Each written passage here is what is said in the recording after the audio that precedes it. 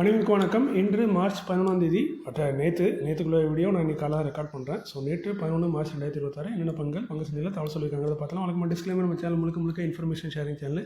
தமிழில் சொன்னால் ஒரு தகவல் பரிமாற்றம் சொல்கிறது எல்லாமே தகவல், எந்த ஒரு ரெக்கமெண்டேஷன் கிடையாது. முழுக்க இன்ஃபர்மேஷன். நான் செபி ஸ்டாட்டிஸ் இல்லை, நீங்கள் செபி ஸ்டாட்டிஸ்ட்டு அட்வைஸ் கேட்டுக்கோங்க.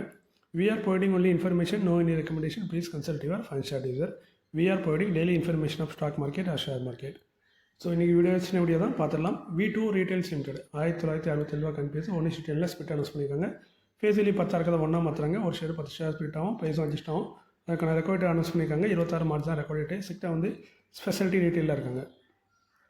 வேகா ஜுவல்லர்ஸ் லிமிடெட் 312 கம்பெனிஸ். நான் 4:1 ஆல்ரெடி போனஸ் அனௌன்ஸ் பண்ணியிருந்தாங்க.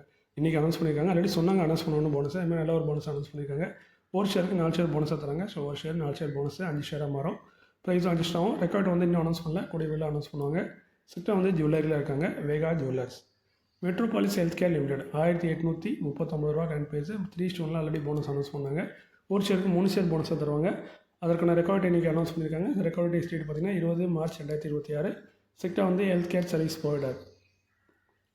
கேசி இன்டர்நேஷனல் லிமிடெட் 548 கோடிக்கு ஆர்டர் கொடுத்தது 548 ரூபா companies.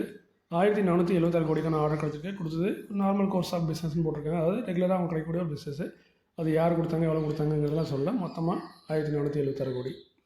Art effect project limited 61 ரூபா கம்பெனிஸ். 3,27,00,000 ஆர்டர் கொடுத்தது NHAI national highway authority. 3i Infotech limited 13 ரூபா கம்பெனிஸ். 5,66,00,000 ஆர்டர் கொடுத்தது ஒரு prominent Indian engineering and industrial கம்பெனின்னு சொல்லியிருக்காங்க. பேரை மென்ஷன் பண்ணல.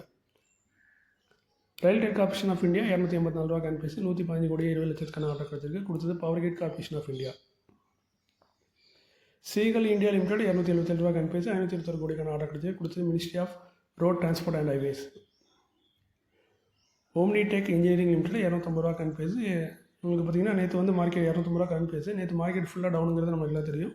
ஒரு சில ஸ்டாக்கள் அதில் மேலே போனால் அந்த ஸ்டாக்கில் இதுவும் ஒரு ஸ்டாக்கு மேலே போன ஸ்டாக்கில் 8% 7% மேலே போச்சுன்னு நினைக்கிறேன். காரணம் இந்த ஆர்டராக கூட இருக்கலாம். ஏன்னா பார்த்தீங்கன்னா இவங்களுக்கு நல்ல ஒரு பெரிய ஆர்டர் கிடைச்சிருக்கு. 184 கோடிக்கு ஆர்டர். பட் இது 5 வருஷத்துக்கான கான்ட்ராக்ட். டோட்டலாக 920 கோடிக்கு ஆர்டர் கொடுத்தது வெதர்ஃபோர்ட் ப்ராடக்ட் GmbHங்கிற ஒரு இன்டர்நேஷனல் கம்பெனி கொடுத்துருக்காங்க. இந்த காரணத்தில் தான் ஸ்டாக் நேரத்து மேலே போயிருக்கும்னு நினைக்கிறேன்.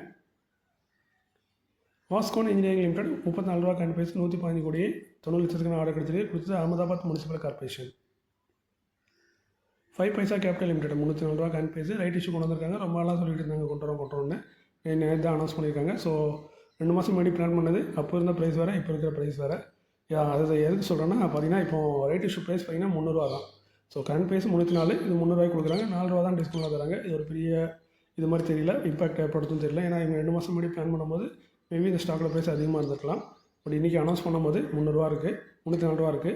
ஸோ ரைட் இஷ்யூ 300 ரூபாய்க்கு கொண்டு வராங்க. கிட்டத்தட்ட 1,56,77,419 ஷேர் ரைட் இஷ்யூவில் கொடுக்குறாங்க. கம்பெனி இது மூலமாக 468,82,82,00,000 மார்க்கெட்லேருந்து கலெக்ஷன் பண்ண போகிறாங்க நம்மகிட்ட. ரெக்கார்டு பார்த்திங்கன்னா 17 மார்ச். அதுக்கு முன்னாடி யாரெல்லாம் ஹோல்ட் பண்ணிக்கலோ அவங்களுக்கு ஆரி ஷேர் ரைட் என்டர்டைன்மெண்ட் ஷேர் அக்கௌண்ட்டில் கிரெடிட் ஆகும். ரேஷியோ பார்த்திங்கன்னா 1:2. நீங்கள் 2 ஷேர் வச்சுருந்தீங்கன்னா ஒரு ஷேர் ஆரி ஷேர் கிடைக்கும். ஸோ இந்த ரேஷியோவை மெயின்டைன் பண்ணால் பெஸ்ட்டு. ரைட் இஷ்யூ ஓப்பனிங் ஆகிறது பார்த்திங்கன்னா மார்ச் 27 ஓப்பன் ஆகுது. க்ளோஸ் ஆகுது 10 ஏப்ரலில் க்ளோஸ் ஆகுது. நீங்கள் அப்ளை பண்ணதாக இருந்தால் இந்த மார்ச் 27 10 ஏப்ரலுக்குள்ளே பேங்க் மூலமாக தான் அப்ளை பண்ணணும். ஒன்று ஆஃப்லைனு இல்லை ஆன்லைனு, எப்படி முடிஞ்சால் பிரான்ச்சுக்கு போங்க, இல்லைனா ஆன்லைனில் அப்ளை பண்ணுங்கள். அதுதான் பெஸ்ட்டு. அதுமாதிரி நான் அப்ளை பண்ண விருப்பம் இல்லை, உங்களுக்கு ஆரி ஷேரில் பார்ட்டிசிபேட் பண்ண விருப்பம் இல்லைன்னா அந்த ஆரி ஷேர் 27 மார்ச்சில் ஓப்பன் ஆகும்போது உங்கள் அக்கௌண்ட் கிரெடிட் ஆகும். அன்னிலேருந்து ஏப்ரல் 7 வரைக்கும் தான் மார்க்கெட்டில் ட்ரேட் ஆகும். அதுக்கப்புறம் அந்த ஆரி ஷேர் ட்ரேட் ஆகாது, அதுக்கு லேப்ஸ் ஆயிரும். ஸோ நீங்கள் செல் பண்ணணுன்னா அந்த இடைப்பட்ட காலத்தில் செல் பண்ணலாம். அது உங்கள் விருப்பம். ரைட் இஷ்யூங்கிறத என்னென்னு தெரிஞ்சிருப்பீங்க, தெரியலன்னா தெரிஞ்சுக்கோங்க. உங்களில் சர்ச் பண்ணுங்கள், யூடியூப்பில் சர்ச் பண்ணுங்கள், நிறைய வீடியோ வரும். நீ எதுவும் சொல்லியாப்பான்னு கேட்டால் நான் ஆல்ரெடி சொல்லியிருக்கேன். அது உங்களுக்கு புரியுமா இல்லைன்னு தெரியல, ஆனால் ப்ளேலிஸ்ட்டில் செக் பண்ணி பாருங்கள். ஸோ நம்மளை பொறுத்த வரைக்கும் நீங்கள் எங்கே பார்த்தா கற்றுக்கோங்க, மற்றபடி கற்றுக்கோங்க, அவ்வளோதான். மற்றபடி நம்மகிட்ட தான் கற்றுக்கோங்கலாம் சொல்கிறது இல்லை. நான் அதான் சொல்லியிருக்கணும், சொல்ல போகிறதில்ல. ஏன்னா நம்மளுக்கு அந்தளவுக்கு நாலேஜ் இல்லைன்னு வச்சுக்கோங்களேன். அதனால் நான் சொல்கிறதில்லை. அடுத்து பார்த்தீங்கன்னா upcoming board of directors meeting may consider எடுக்க வாய்ப்பு இருக்காது சொல்கிறாங்க. பல்சர் இன்டர்நேஷனல் லிமிடெட் 82 பைசா, 1 ரூபா கூட இல்லை, 82 பைசா கம்பெனிஸ். 14 மார்ச்சில் போர்டு மீட்டிங் வச்சுட்டு அந்த போர்டு மீட்டிங்கில் டிவிடெண்ட் கொடுத்து முடிப்போம்னு சொல்கிறாங்க. செக்டாக ட்ரேடிங் டிஸ்ட்ரிபியூட்டர் இருக்காங்க. இது ஒரு கம்பெனி தான். பட் இந்த உண்மையிலேயே இவங்க ரெகுலராக லாஸ் பண்ணிகிட்டே இருக்காங்கன்னு நினைக்கிறேன். நோட் பண்ணி பார்த்ததில்ல. குறிப்பிடத்தக்க விஷயம் சொன்னால் லாஸ் பண்ணக்கூடியவங்க ரீசெண்டாக ப்ராஃபிட் பண்ணியிருப்பாங்கன்னு நினைக்கிறேன். இப்படி இந்த மாதிரி கம்பெனிலாம் ப்ராஃபிட் பண்ணுறத உண்மையாக பொய்யாங்கிறத நம்ப வேண்டியது கொஞ்சம் கஷ்டமாக இருக்கும். அதுதான் காரணமே. நேற்று நம்ம வீடியோ போட்டிருந்தோம், கடைசியாக போட்ட வீடியோ. அந்த வீடியோக்கு வந்து வழக்கத்துக்கு மாற நல்லா முதுகில் வந்து நல்லா 5 பேர் குத்திட்டு போனாங்க. எங்கள் ஆளை பற்றியா பேசுகிற, நீங்கள் பிஎஸ்சி ஸ்டாக்கை பற்றியா பேசுகிறேன்னு முதல்ல நல்லா குத்துனாங்க. ஏன்னா அந்த வீடியோவில் வந்து நான் கொஞ்சம் அதிகமாக பேசியிருப்பேன். எனக்கு நியூஸில் கொஞ்சம் அதிகமாக பேசிட்டேன். ஸோ அதே மாதிரி ஏன்னா இப்போ நம்மளுக்கு வந்து நம்ம சேனல் எவ்வளோ நாள் இருந்தவங்க தெரியாது. இந்த சேனல்லாம் பெருசாக வருமானம் இல்லை, அதனால் இழுத்து முடுற நிலமையில தான் இருக்குது. ஸோ அதனால் கொஞ்சம் லாஸ்ட் டைமில் பேசுகிறது வரைக்கும் பேசிட்டு போயிடுவோம்னு பேசிகிட்டு இருக்கேன். ஸோ அதில் என்னென்னா ஒரு கருத்து சொல்லியிருப்பேன், இதேமாதிரி மார்க்கெட் டவுன் ஆகுது இதுவாங்கிறாங்க, நம்ம நாட்டோட இதை பற்றி கொஞ்சம் பேசுகிறாங்க. அதுமாதிரி ஏன்னா அதுக்கு ஒரு காரணம் சொல்கிறாங்க, எப்போ பார்த்தாலும் டிஃபன் காப்பி பேசுகிறாங்க அப்படின்னு. இப்போ பெரும்பாலும் பாருங்கள், நீங்கள் டிஃபன் காப்பி தான் பேசுவாங்க, இதுதான் ஃபேக்ட்டு.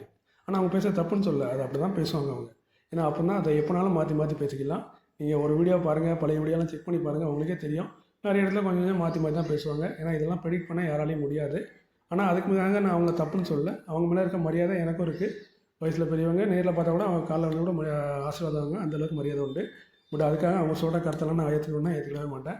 அதுமாதிரி சில முன்னுக்கு பின் முரணான கருத்தும் சில நேரம் சொல்லுவாங்க, அதை பார்க்கும்போது கொஞ்சம் கஷ்டமாக தான் இருக்கும். அதேமாதிரி என்ன நிறைய அவேர்னஸ் வீடியோன்னு சொல்லுவாங்க. பட் இது வரைக்கும் எந்த ஒரு பெரிய அவேர்னஸ் வீடியோ அவங்க க்ரியேட் பண்ண மாதிரி தெரியல. ஆனால் அவங்க க்ரியேட் பண்ண ஒரு பெரிய விஷயம்னா, தமிழ்நாட்டில் இவ்வளோ பேர் இன்வெஸ்ட்மெண்ட்டாக இருக்காங்கன்னா அதுக்கு காரணமே அவங்க தான் அப்படிங்கிறத நான் ஆணித்தனமாக சொல்கிறேன். அதில் எந்த ஒரு டவுட்டும் இல்லை. அவங்க பேசுகிற வந்து பார்த்திங்கன்னா அதை வச்சு தான் நம்ம தமிழ்நாட்டில் நிறைய பேர் மார்க்கெட்டுக்கு வந்திருக்காங்க. பட் முழுக்க அவங்க கையை பிடிச்சிட்டே போகிறாங்கங்கிறது தான் கொஞ்சம் கஷ்டமாக இருக்கும். கொஞ்சம் நீங்களும் பாருங்கள், நீங்களும் கற்றுக்கோங்க அப்படிங்கிற மாதிரி. அது மாதிரி என்னென்னா ஒருத்தவங்க வந்து ஒருத்தவங்க நம்மளுக்கு ஒரு உதவி பண்ணாங்கன்னா நம்ம அவங்கள வந்து ரொம்ப லெவலுக்கு கொண்டு போகிறோம், கடவுளுங்கிற லெவலுக்கு கொண்டு போகிறோம். அவங்க எது சொன்னாலும் அது தப்பு இல்லைங்கிற மாதிரி நம்ம நினச்சிடுவோம். ஸோ அது ஒரு தவறான போக்கு என்னையை பொறுத்த வரைக்கும். ஒருத்தவங்க சரி செஞ்சால் சரி, தப்புன்னா தப்பு. அது நம்மளுக்கு பிடிச்சவங்களும் சரி, பிடிக்காதவங்களும் சரி. எனக்கு பிடிச்சவங்களும் நிறைய பேர் இருக்காங்க மார்க்கெட்டில் சினிமா ஆக்டர் இப்படின்னு. பட் எல்லாருமே அவங்கள பற்றி தவறாக சொன்னாங்கன்னா நான் வந்து கண்டிட மாட்டேன். உண்மையிலே அம்மா தவறு பண்ணியிருந்தாங்கன்னா தவறுன்னு சொல்லுவாங்க, இதில் என்ன இருக்குது அப்படின்னு சொல்லிட்டு போயிடுவேன். எனக்கு பிடிச்சவங்கிறதுக்காண்டி அவங்களுக்காண்டி கண்ணை மூடிட்டு வக்காலத்து வாங்க மாட்டேன். அது என்னோட பழக்கம். தவறுனா தவறு தான். அது எவ்வளோ பெரிய ஆளாக இருந்தாலும் சரி. காந்தியை பற்றியுமே தவற சொல்லுவாங்க. நம்ம அது ஃபெக்டாக இருந்துச்சுன்னா உண்மையிலே அது உண்மை தான். அதை போய் யாரும் மறக்க முடியாது. ஸோ அது மாதிரி எல்லாரையும் பற்றியும் எல்லா ஒரு தவறான செய்திகளும் வந்துட்டு தான் இருக்கும். ஸோ அது உண்மையாக பொய்யான்னு தான் பார்க்கணுமே தவிர மற்றபடி அதுக்காக அவங்க சொல்லிட்டாங்கக்காண்டி அவங்க மேலே கோலம் போகக்கூடாது. உண்மையாக இருந்தால் ஏற்றுக்கணும், தவறாக இருந்தால் விட்டுறணும், அவ்வளோதான். ஸோ அதனால் நான் என்னோட கருத்து தான் சொல்லியிருக்கேன். ஸோ இதுதான் நான் என்ன சொல்கிறேன்னா, பிஎஸ்சி ஸ்டாக்கை நம்புறது காரணம் வந்து முக்கியமான சொல்லியிருப்பேன். அவங்க சொல்கிற அக்கௌண்ட்ஸ் வந்து கரெக்டாக இருக்கும், அவங்க பொய்யான அக்கௌண்ட்ஸை காட்ட மாட்டாங்கன்னு. பட் இந்த கம்பெனிலாம் ப்ராஃபிட் பண்ண தான் சொல்லுவாங்க. பட் இவங்க ப்ராஃபிட் பண்ணதை யாரும் கொடுக்கணும்னு அவசியம் கிடையாது. அதெல்லாம் இவங்க சொல்லிவிட்டு வாயில் சொல்லிவிட்டு கணக்கில் காட்டிட்டு போயிடுவாங்க. உண்மையிலே பண்ணாங்களா இல்லையாங்கிறது வெரிஃபை பண்ணி இன்வெஸ்டிகேஷன் பண்ணால் தான் தெரியும். ஸோ உங்களால் முடிஞ்ச இன்வெஸ்டிகேஷன் பண்ணி கண்டுபிடிச்சிக்கோங்க. அது கண்டதுக்கு கஷ்டம்னு எனக்கு தெரியும், இருந்தாலும் சொல்கிறேன் அந்த வார்த்தையை. ஸோ அதனால தான் நான் வந்து பிஎஸ்சி ஸ்டாக் வந்து அவங்க சொல்கிற நம்பர்ஸை வந்து நம்புவேன். ஏன்னா அது வந்து கரெக்டாக இருக்கும். ஏன்னா அவங்க பொய்யா எனக்கு காட்டினா கவர்மெண்ட்டுக்கு அந்த பணத்தை அவங்களால கொடுக்க முடியாது, அவங்க பாக்கெட்லேருந்து கொடுக்க மாட்டாங்க. எல்லாருமே வேலை பார்க்குறவங்க தான். கவர்மெண்ட் கம்பெனியை பொறுத்த வரைக்கும் எல்லாருமே ஸ்டாஃபாக தான் இருப்பாங்க. ஸோ அங்கே ஓனர்னே யாரும் இருக்க மாட்டாங்க. ஸோ அதனால் நான் அந்த மாதிரி கம்பெனியை கொஞ்சம் நம்புறது காரணம் தான். அதுமாரி டிவிடெண்டும் அள்ளி தருவாங்க. ஒரு நல்ல ப்ரைஸ் அப்ரிஷியேஷன் நடந்திருக்கு. அந்தளவுக்கு மோசம்னு சொல்ல முடியாது. ஒரு எல்லா போர்ட்ஃபோலியோ கொஞ்சமாக இருக்கணும், ஒரு குறிப்பிட்ட போர்ஷன் வந்து இருந்தால் நல்லதாங்கிற மாதிரி என்னோடய கருத்து. பிஎஸ்சி ஸ்டாக்ஸு அதுமாரி நான் அரசாங்கத்தையும் நாட்டையும் தான் ஆரம்பிச்சு வந்தார். அதுக்காக எல்லா லீடரையும் ஆரம்பிக்கணும் கிடையாது. நான் நாட்டை இந்த காலத்தில் நான் இப்போ என்ன ஆகிட்டேன்னா, நம்ம நாட்டை பற்றி பேசினாலே ஏதோ ஒரு குறிப்பிட்ட அரசியல்வாதிக்கு பேசுகிற மாதிரி நினைக்கிறாங்க. அப்படிலாம் கிடையாது. நாடுங்கிறது வேறு, அரசியல்வாதிங்கிறது வேறு. நாடு எப்பவும் இருக்கும், அரசியல்வாதிகளாம் எப்பவும் இருக்க மாட்டாங்க. ஸோ நாடு இன்றைக்கி இருக்கும், நாளைக்கு இருக்கும், நாளை கழிச்சு இருக்கும். பட் நாம் இருக்க மாட்டோம், அரசியல்வாதி இருக்க மாட்டாங்க. ஸோ அதனால் நாடை பற்றி பாசமாக பேசினா அதுக்கு நாட்டை அரசியல்வாதியை பற்றி பாசமாக பேசுகிற மாதிரி அர்த்தம் கிடையாது. அதையும் புரிஞ்சுக்கோங்க. நம்ம நாட்டில் எல்லாமே இப்போ ஒன் சைடாக தான் போயிட்டுருக்கு. எல்லோரும் ஒரே ஒரு கருத்து பக்கம், ஒன்று சாஞ்சா இந்த பக்கம், ஒன்று சாஞ்சா அந்த பக்கம், இப்படின்னு தான் போயிட்டுருக்கீங்க. அது அவங்க விருப்பம் தான். பட் நான் அப்படி இல்லை. நான் அப்படி இல்லைன்னு சொல்லலை. எனக்கு வந்து எது பிடிக்குதுமே பிடிக்கலம்பா. அது என்னோடய தனிப்பட்ட கருத்து, என்னோடய தனிப்பட்ட விருப்பம். பட் என்னை தனிப்பட்ட முத்திரை நீங்கள் குத்த பார்த்தீங்கன்னா கண்டிப்பாக உங்களால் குத்த முடியாது. ஏன்னா நான் எதுலேயுமே அகப்பட்ட மாட்டேன். அது என்னோடய கேரக்டரு. ஸோ அதெல்லாம் பார்த்துக்கோங்க. உங்கள் விருப்பம் நீங்கள் எப்படினாலும் பாருங்கள். அதுமாதிரி பிஎஸ்சி ஸ்டாக்கை வந்து உங்கள் போர்ட்ஃபோலியோவில் கொஞ்சம் மாதிரி நல்லதான். இந்த கம்பெனி பார்த்தீங்கன்னா நல்ல டிவிடெண்ட் கொடுத்த கம்பெனி. 332 ரூபா 16 மாதத்தில் டிவிடெண்ட் அனௌன்ஸ் பண்ணணும்னு சொல்லியிருக்காங்க. போன வருஷம் பார்த்தீங்கன்னா 4 தடவை டிவிடெண்ட் கொடுத்துருக்காங்க. இந்த ஃபெப்ரவரியே 4 ரூபா 60 பைசா டிவிடெண்ட் கொடுத்துருக்காங்க. ஸோ இந்த வருஷத்தில் இது 2வது டிவிடெண்டாக இருக்கும். செக்டர் வந்து ஃபைனான்ஷியல் இன்ஸ்டியூஷனாக இருக்காங்க. இந்தியா கிளைகால்ஸ் லிமிடெட் கரண்ட் ப்ரைஸ் 862, 17 மார்ச்சில் போர்ட் மீட்டிங் டிவிடெண்ட் கொடுத்து முடிவுன்னு சொல்லுவாங்க. செக்டர் வந்து பேரிசியன் டிஸ்ட்ரேஸில் இருக்காங்க. போன வருஷம் 5 ரூபா டிவிடெண்டாக கொடுத்துருக்காங்க. ஸோ 5 ரூபா டிவிடெண்ட் தரதுக்கான வாய்ப்புகள் இருக்குது. 4 ரூபா 3 ரூபா இந்த மாதிரி தரதுக்கு வாய்ப்பு இருக்குது. பவர் ஃபைனான்ஸ் கார்பரேஷன் லிமிடெட் 406 ரூபா கரண்ட் ப்ரைஸ் 17 மார்ச்சில் போர்ட் மீட்டிங் டிவிடெண்ட் கொடுத்து முடிவுன்னு சொல்லுவாங்க. இவங்க நல்ல டிவிடெண்ட் தரக்கூடிய ஒரு பிஎஸ்சி கம்பெனி தான். போன வருஷம் 4 ரூபா டிவிடெண்ட் கொடுத்துருப்பாங்கன்னு நினைக்கிறேன். இந்த ஃபெப்ரவரியில் 4 ரூபா டிவிடெண்ட் கொடுத்துருக்காங்க. ஸோ இந்த வருஷத்தில் இது 2வது டிவிடெண்ட். இப்போதைக்கு மார்ச் 3ஆம் தேதி தான், மார்ச் தான் நடக்குது. அதுக்குள்ளே 2வது டிவிடெண்ட் வருது. நல்ல ஒரு டிவிடெண்ட் தரக்கூடிய கம்பெனி தான் இந்த PFC, power finance corporation limited. Sector வந்து ஃபைனான்ஷியல் இன்ஸ்டியூஷனாக இருக்காங்க.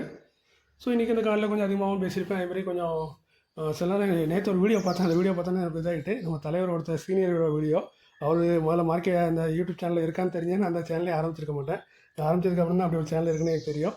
அது வேறு யாரும் இல்லை, பணம் ஓட்டுநர். அதை இங்கிலீஷில் ட்ரான்ஸ்ஃபர் பண்ணிக்கோங்க. நேற்று அந்த வீடியோவில் ஏதோ வந்து அவர் ரொம்ப குளறி அதாவது வாய் தவறி நிறைய சரியாக எடிட் பண்ணாமல் வீடியோவை அப்டேட் பண்ணாத மாதிரியா போட்டிருந்தாங்க. பட் நான் பார்க்கக்குள்ளே அவர் எடிட் பண்ணிட்டார் அதை. ஸோ அது என்ன பேசியிருப்பாரு என்ன பண்ணியிருப்பாரு எனக்கு ரொம்ப க்யூரியாசிட்டியாக இருந்துச்சு அதை கேட்கணுன்னு. நிறையா அவர் கமெண்ட் நிறைய பேர் போட்டிருந்தாங்க, இது மாதிரி நீங்கள் தப்பாக சொல்லியிருக்கேன் நேற்று எடிட் பண்ணாமல் போட்டீங்கன்னு. பட் அவர் வந்து என்ன சொல்லுங்கன்னா, இது இன்றைக்கி இல்லை ரெகுலராக நடக்கக்கூடியது தான். பட் நான் வந்து எடிட் பண்ணிட்டு போடுவேன், இன்றைக்கி எடிட் பண்ணாமல் போட்டேன், அதெல்லாம் எவ்வளோ தவறுகள் இருக்குது அப்படின்னு. நிறைய குளறுபடிகள், வாய் குளறுது, ரோலிங் ஆகும்னு சொல்லுவாங்க அந்த மாதிரி. பட் என்னென்னா உண்மையிலே சொல்லப்போனால் அவங்க வந்து பார்த்திங்கன்னா எடிட் பண்ணி போட்டுட்ருக்காங்க. இப்போ நம்ம என்றைக்கா ஒரு வீடியோவில் ஒன்று தடவை சொன்னோம்னா அதுக்கு உடனே தப்பாக பேசுகிறீங்க, எதுக்கு வீடியோ போடுறீங்க அப்படின்னு நிறைய பேர் கமெண்ட் பண்ணியிருக்காங்க ஒரு காலத்தில். பட் உண்மையை சொல்லட்டுமா, நான் ஃபஸ்ட்லேருந்து இது வரைக்கும் ஒரே டேக்கில் தான் பேசிகிட்டு இருக்கேன். இதில் எந்த ஒரு எடிட்டிங்குமே கிடையாது. ஏன்னா ஃபஸ்ட்டில் வந்து அந்த ஃபஸ்ட்டு 2 செகண்ட் இது பண்ணால் லாஸ்ட்டில் 2 செகண்டாக கட் பண்ணுவேன். மற்றபடி நடுவில் எதுவுமே கட் பண்ண மாட்டேன். இது ஃபுல்லாக ஒரே சிங்கிள் டேக்கு தான். ஸோ அதனால தான் பிரச்சனையே வருது. நான் இதுதான் சொல்லுவேன் நிறைய வீடியோவில், நான் சிங்கிள் டேக்கில் தான் ரெக்கார்ட் பண்ணுறேன். சப்போஸ் தவறு பண்ண மாட்டேன்னா பண்ணுவேன் எல்லாரும். பண்ணிவிட்டு என்ன பண்ணுவேன்னா திரும்ப ஃபஸ்ட்லேருந்து ரெக்கார்ட் பண்ணுவேன். ஸோ அதனால தான் எனக்கு டைம் எடுக்கும். ஸோ இந்த அளவுக்கு உழைப்பு போட்டுமே எனக்கு வருமானம் கிடையாது. இப்போதைக்கு இது ஒரு சேவையாக தான் வீட்டு இருக்குது. இன்னும் எவ்வளோ நாள் போகணும்னு தெரியல, கொஞ்சம் கண்ணு பிரச்சனையும் வந்துட்டுருக்கு. அதனால் முடிஞ்ச அளவுக்கு கொண்டு போய் ட்ரை பண்ணுறேன். முடியலன்னா க்ளோஸ் பண்ணிட்டு தான் போகணும். எனக்கு ஹெல்த்து தான் இம்பார்ட்டன்ட்டு. ஸோ அந்த காரணத்தையும் பார்க்கணும். ஸோ முடிஞ்ச வரைக்கும் நான் உங்களுக்கு அப்டேட் பண்ணிகிட்ருக்கேன். ஸோ மீண்டும் ஒரு நல்ல காலையில் அவங்களை சந்திக்கிறேன். எப்படிக்கு உங்களில் ஒருவன் இதான். இது சரி சொல்லதுக்கு முன்னாடி எதுக்கு சொன்னோன்னா, தலைவர் வந்து நான் இன்னும் தலைவரோட என்னை கம்பேர் பண்ணி பார்க்கல. தலைவர் வந்து என்னென்னா அவர் சொல்கிற நியூஸ் மாதிரிலாம் நம்மளால சொல்ல முடியாது. அவரை வந்து சொல்லணும்னா எனக்குலாம் உண்மையிலே குளறுபடி ஆகும், வாயிலாம் குளரும், ரோலிங் ஆகும். பட் அவர் வந்து ஏகப்பட்ட நியூஸும் சொல்லுவார். உண்மையிலேயே ஒரு ஹேண்ட்ஸ் ஆஃப் அந்த மனுஷருக்கு, அந்த மனிதருக்கு நல்ல ஒரு சேவை செஞ்சிட்ருக்காரு. இவ்வளோத்துக்கும் அவருக்கும் வருமானம் குறைவாக தான் இருக்கும். இருந்தாலும் அந்த நல்ல ஒரு சேவை செஞ்சிட்ருக்காரு. பட் எனக்கு பார்த்திங்கன்னா அதை விட குறைவு தான். எனக்கு சுத்தமாக இல்லைன்னே சொல்லலாம். ஒரு வீடியோக்கு 20 ரூபா 30 ரூபா 50 ரூபா தான் கிடைக்கிது. ஸோ இதை வச்சு ஒன்றும் செய்ய முடியாது. ஸோ எதுக்கு சொல்கிறேன்னா, இந்த வாய் குளறுதுங்கிறது எல்லாத்துக்கும் ஆகும். பட் எல்லாருமே எடிட் பண்ணுறாங்கிறத சொல்கிறேன். இதெல்லாம் எடிட் பண்ணாமல் முடியாது. அதனால தான் நான் சில வீடியோவில் தவறுகள் பண்ண கூட அந்த வீடியோலேயே சுட்டி காட்டுறதை தவிர அதை கட் பண்ண முடியாது என்னால்.